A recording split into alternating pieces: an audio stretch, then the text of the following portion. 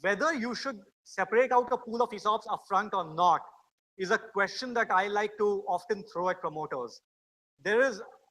I often feel like in a new company, which most of you are, 1 month, 5 months down the road, unless you have employees who really deserve, who you want to give ESOPs immediately, you should not create a separate pool. And if you like, I can talk about it a little more when we talk about ESOPs separately. So just see what happens is when you're doing an investment round, typically investors will come in and say that, listen, you should create a pool of say 10% equity for ESOPs. You separate it out. Who will dilute? Investor will not dilute, the promoter will dilute. So promoter supposedly is giving 20% to the investor, and additional 10% he will give for ESOP pool. So you are actually diluting by 30%.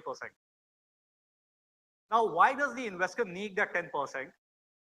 Very honestly, in my experience, companies even 2 years or 3 years hence are often not able to use their 10% ESOP because it's a big chunk of equity, right? So how many employees and senior employees you will have to give out that equity? So why does the investor ask for it? Is because he is trying to safeguard against a situation where one of you, the co-founders, exits. Because you're an expensive guy, if you leave, he will have to dive into that 10% ESOP pool and get another senior guy, okay? The problem with this is, and the reason why I don't like promoters creating a pool upfront before the investment round is there's a very small chance, most investors will force you to dilute, will force the promoters to dilute.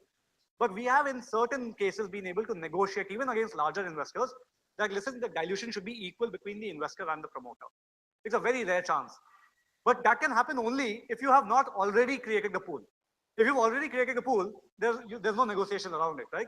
So that's why we advise against, what you do is if you want to give small time ESOP, create a 0.5% or 1% ESOP pool. Don't create a 10% pool.